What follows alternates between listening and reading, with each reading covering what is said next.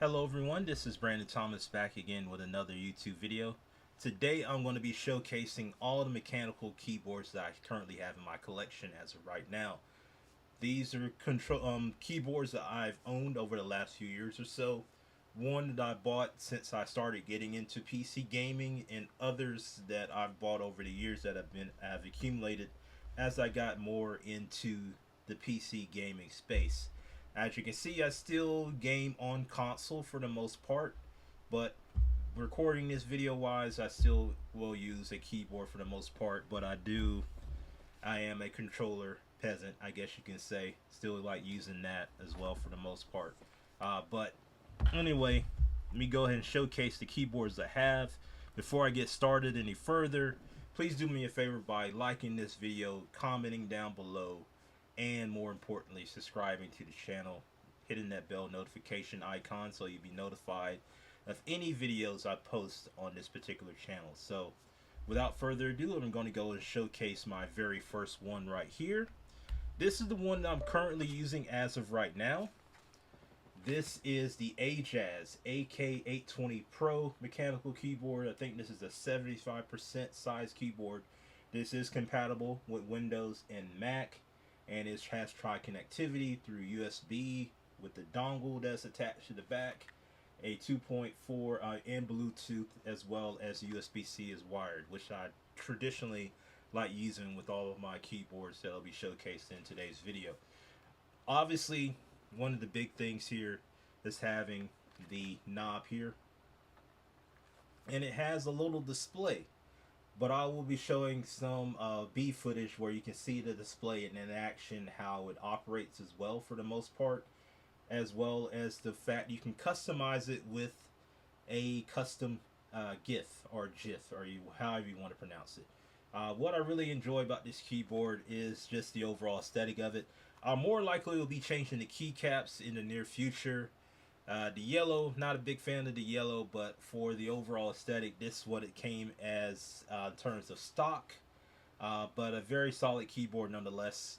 The only thing I do not a big fan of, I still like having a numpad, which will basically be one of the reasons why up until recently I was using one in my collection for my daily driver until recently, about a week ago, when I decided let me try something else for a change. But all in all, very solid keyboard nonetheless. Picked it up from AliExpress of all places. Shout out to Cozy Tech for putting me on finding custom keyboards on AliExpress. Usually when you think of these particular websites or particular services, you think of poor quality, but you do get a couple of gems in this as well. Ajaz, they're probably one of the more reputable brands that works with AliExpress, and you can get some great deals on these keyboards as well. I will find the receipt and the notification email notifying of me, and I will showcase that on screen for you guys. So all in all, very solid keyboard nonetheless. I will show B footage so you can see the keyboard in action in terms of the display and operating the dial for the most part. But as I connect it back here, okay. Next up, this is the most recent that I had in my collection, the one that I was using until recently. This is another Ajaz keyboard. This is the AK980. As you can see, it's 100% keyboard with the numpad. It does have RGB. Great light diffusion for the most part. The keycaps were changed. I think they had more of a a Oriental or Asian aesthetic to it, but I changed it to traditional white keycaps, as you can see here. And I do have an artisanal keycap here to replace the escape key.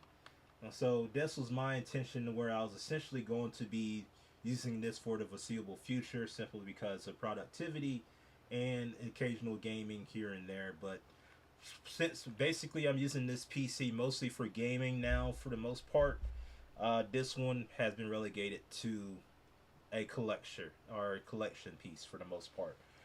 But I'm really very pleased with the build quality of it, even though it is mostly constructed of plastic. This one also picked it up from AliExpress, as you can see. A very solid keyboard nonetheless. Love the numpad, love the clickiness of it for the most part, and has the connectivity of it as well, along with the 2.4 gigahertz receiver that's included, as well as Bluetooth, and it can use USB-C. This is also compatible with Mac as well. So if I ever want to basically use my monitor here as a secondary display, I can connect the keyboard to my MacBook Pro and use this on the fly. Next up is the conversation piece. It's one that I don't really use very often. This is a 8-bit dude Retro 87 mechanical gaming keyboard. This one is collaboration with Microsoft and Xbox to celebrate I think when it was most likely released, the 20-year anniversary of the Xbox brand, essentially. This one I picked it up from Woot.com, under $70, a great steal for the most part. This one I think is only compatible with Windows for the most part, unless you have a Mac that does have a traditional USB-A connection for the most part. Obviously, the biggest thing stands out too is that translucent green construction as well, for the most part. Even though it is made of plastic, it still has a great solid build quality. And if you're really into that retro aesthetic, you have the inner workings of the components in the particular keyboard showcased here. The directional pads being in the traditional colorway of the buttons on the Xbox Duke controller.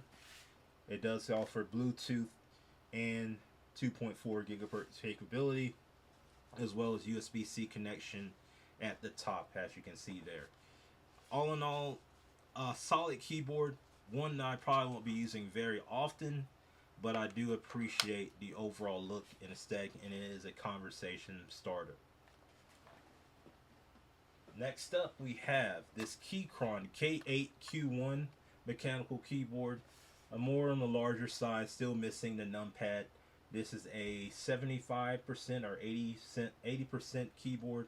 I'll basically put a correction down there so it'd be so I get my facts correct here. But this one is a very solid one. When I started getting more into productivity on my computer, that's when I started focusing more on Keychron products for the most part. It also works with Mac as well, and it does have tri-connectivity. Two, it has dual connectivity with Bluetooth and the USB cable. The only thing I don't like about it is the fact that the USB-C connection is at the side, not at the top, with traditionally the other keyboards I have in my collection. But a solid keyboard nonetheless.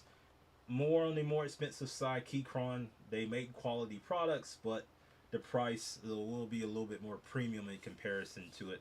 It has an aluminum frame on the top base of the keyboard, but the bottom obviously is of more of a harder plastic, as you would normally cease to see. But this does offer great customization capabilities as well, but I have kept it in a traditional gray and light gray aesthetic that it has here, with the signature orange for the escape key. Kept this one here in the Windows format, but I can change it to Mac if I ever decide to use it with my MacBook Pro. Last and certainly not least, this was the first mechanical gaming keyboard that I bought. As you can see, it's the smallest one of the bunch, and this is the K-Move DK81. This is a 65% keyboard as well. For those of us that were basically running non-builds on Fortnite and playing games of that nature, this is one of the best budget keyboards you can probably find. I'm probably sure they may not be making this particular model anymore. I picked this up off of Amazon. The same thing with the Keychron keyboard as well. But this one here, a solid budget option for those that are really getting into PC gaming for the first time. This one came in the gamer aesthetic in terms of the keycaps. It had the gamer font, a more of a sharper, edgier look for the most part. But I customized it to fit into lines to the colors that I like. So it's a more of a white creamish color with a light blue for the most part. Overall, I'm very satisfied with how it looks as well. Not the best keyboard in terms of the overall performance, but if you're looking to get started into PC gaming, but you want a smaller footprint on your desk, this is a very solid one to have nonetheless. Only connects through USB-C, which is a downside, so it is a pretty bare bones keyboard. But if you don't need it to do anything else, a solid one nonetheless. So before I wrap up today's video, I will be doing a typing test or sound test with these particular keyboards, as well as showcasing features on those that are prevalent to it. So with the most current one that I'm using right now, I'll showcase the dial as well as the sounds when it basically come in contact with the PCB.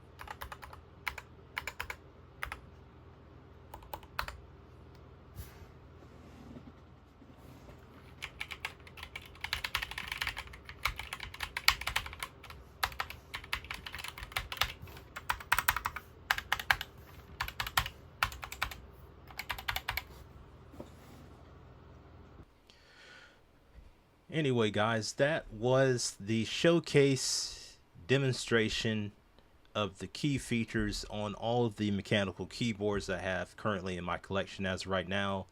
This could easily become an obsession of mine if I'm not too careful. But anyway, let me know what you think of these keyboards. Are there any that you think I should check out in the near future that you currently own on your gaming PC? Let me know down in the comments below. As you'll see on the screen, I will leave a brief overview of all the keyboards that are currently featured here, and the links to all the pertinent information will be listed in the description below. Thank you guys so much for watching and listening through this video, and I'll catch you in the next one. Thanks.